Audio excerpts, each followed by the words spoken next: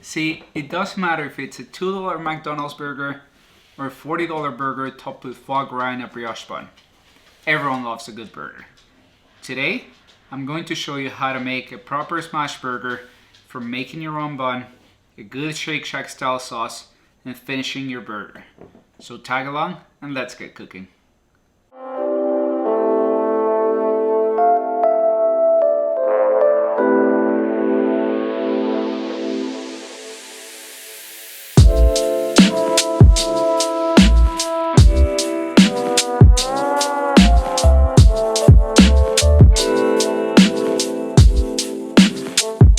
We'll start this recipe by making the brioche dough. In the bowl of a stand mixer, combine 550 grams of all-purpose flour along with 25 grams of milk powder, 15 grams of fresh yeast, 55 grams of sugar and 10 grams of salt.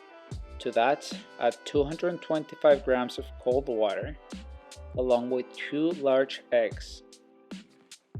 Last but not least, we are going to add 110 grams of butter at room temperature. Ideally, you want your butter to be soft so it emulsifies into the dough as the dough gets kneaded. We're going to fit our mixer with the dough hook attachment and knead on low speed for about 3 minutes until the bowl is formed. Then we'll knead our dough on medium to high speed for about 7 to 10 minutes until it comes clean off the edges of the bowl and it's nice and elastic. If you can pull your dough like this and it doesn't tear, it means it's ready to go. Now we're going to tuck all the sides of our dough into the middle until the bottom of the dough is nice and smooth. After we've tucked all the sides in, we're going to flip our dough so the smooth side ends up on the top.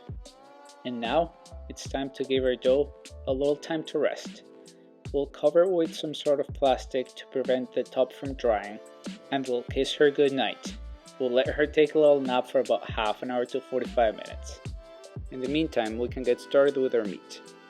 I like to use chopped flat for my burgers. I think chopped flat is a great cut for burgers because it has a lot of fat, and fat means flavor. Some people like to use more tender cuts such as sirloin or ribeye. I think that's silly because we're going to grind our meat anyway, and even the toughest of cuts will be tender after it gets ground. I like to grind my own meat because that way I know exactly what I'm getting. But if you don't have a grinder at home or just don't feel like it, go to your butcher shop and ask for some ground chopped flat or any other fatty cut. The first step to grinding your own meat is to cut our meat into small enough cubes so they fit down the chute. Once all of our meat has been cut into cubes, we're going to put it in the freezer to make it easier on the grinder. After about 45 minutes of patiently waiting, we'll see what our dough looks like. It should look like it has at least doubled in volume. It should feel nice and plump. Now it's time to portion and shape our dough. We're going to turn our dough into a nice, even, clean surface. We don't really need to add any flour to this, since this dough is not very sticky. We're going to portion our dough into 85 gram bowls. After we portion all of our dough, you might have a little piece of dough left. That's okay, you can always divvy it up among all its little friends. And now, it's time to get shaping. You want to start tucking the edges of your dough towards the middle of the dough, rotating the dough, tucking again, and keep repeating this process until the top is nice and smooth. Once you feel comfortable with how smooth the top is, you just want to roll that ball around a little bit and make sure all the sides of the dough are nicely tucked. And let's try that again. Tuck in all the sides, roll the piece of dough over, roll it on itself until the top and the sides are nice and smooth and you can't see any seams. Repeat the process until done. Now it's time to transfer your dough balls onto a pan prepared with parchment paper. And now it's time to proof your dough. My personal favorite method to proof dough is in an oven with a pot with boiling water in it. I like to throw water in there, not only to control the temperature, but also to keep it nice and humid for our buns. While we wait for our buns to proof, we're going to grind our meat. I like a medium grind for my smash burgers.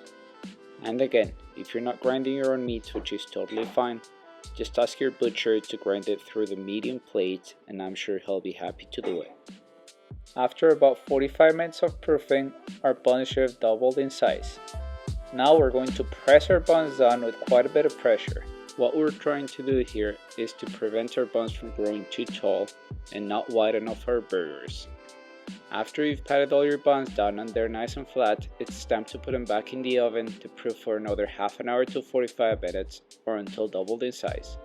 And once again, while we wait for our buns to proof, we're going to form our patties. We're going to portion these bad boys out to about 4 ounces or 120 grams. As appealing as a bigger burger might sound, these are perfect for smash burgers. You don't want them to be too thick, especially because I'm going to be making double burgers. Now, I know you've probably seen people mix their meats before they firm their burgers so the meat emulsifies a little bit. Well, I like to keep it nice and loose because to me a smash burger shouldn't be even. So all we're doing as far as shaping is shape them into a ball, sort of like if you were making a snowball. Once all your meat has been weighed out and shaped into big balls, you're going to cover the meat with some sort of plastic so they don't dry out while they rest in the fridge. In this case, we're going to keep the meat in the fridge. We don't really want to temper it because we're looking for a nice crispy outside, and since our patties are going to be pretty thin by the time we smash them, we want the middle to be cold when we start, that way it doesn't overcook by the time they get crispy on the outside. And off they go into the fridge while we finish our buns. After our buns have doubled in size once again, it's time to brush them with a little bit of egg wash. All there is to this egg wash is a couple eggs, a couple tablespoons of milk, and a little bit of salt to break the egg. We'll brush our egg wash onto the buns with a pastry brush, making sure the buns are completely covered with the egg wash so we get some nice shiny buns in the end. Now this is completely optional, but you can always add some sesame seeds or poppy seeds or whatever you feel like to your buns after you egg wash them. After you've brushed your buns and you've topped them with sesame seeds, you're going to bake them in a preheated oven to 350 degrees Fahrenheit for about 20 minutes or until golden brown. While your buns bake, let's talk about toppings. I like to keep it pretty simple when it comes to burgers. I like to add some butter lettuce, some tomato, and some special sauce. That's definitely part of the beauty of making your own burgers at home. If you like a little red onion, go for it. You like pickles, stack them up. I'm not here to judge you or tell you what you can or can't do. After we've sliced our tomato to the desired thickness, we're going to season it with salt and pepper. Those tomatoes are going to taste so much better if you season them properly. We're trying to build layers of flavor here. I bet you McDonald's doesn't season their tomatoes. There you have it. Tomatoes, lettuce. Let's take a look at our sauce now. For this sauce, I'm going to finely dice about 2 or 3 tablespoons of dill pickles and throw them in about half a cup of mayonnaise. Now you can definitely blend the pickles in, but I like to have a little bit of texture in my sauce.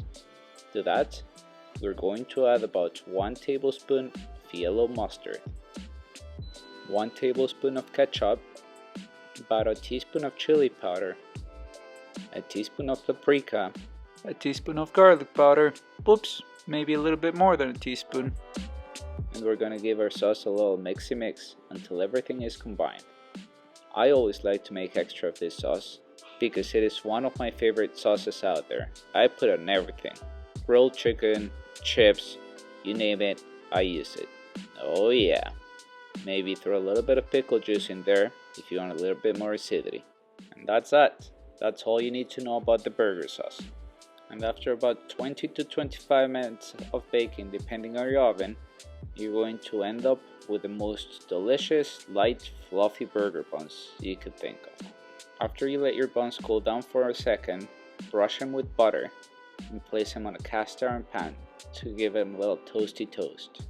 It's time to cook our patties. In a pan set to medium to high heat, place your patty down, put a piece of parchment on it, and smash it down. You can either do this with 2 spatulas or use a pepper mill like I did here.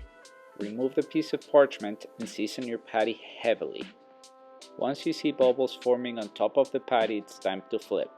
Look at that beautiful golden brown crust. Immediately after you flip them, throw a slice of American cheese on them. You want the surface of the patty to still be very hot so the cheese starts melting immediately. Give the bottom of the patty a minute or two to brown, and once the cheese is melted, it's time to stack them up. And that's it. You got your patties ready, buns are toasted, sauce is done. Let's build the burger. Spread some of that delicious sauce on both bottom and top of the bun. Put a piece of lettuce on the bottom of the bun to create a protective layer from all the juices from the burger. Stack your patties up, a little slice of seasoned tomato, top it with the top of the bun, and off you go. I mean, if that doesn't look like a good burger, what looks like a good burger? Let's check out the cross section and try to tell me with a straight face that your mouth isn't watering already. Oh baby, just look at how juicy that patty is. Ho ho ho. Alright, and there you have it. Plain bun, sesame bun, single burger, double burger, different toppings, pickled onions. When you make your own at home, possibilities are endless. Comment below what you think I should make next, like this video, subscribe, and we'll see you guys soon. Thanks for watching.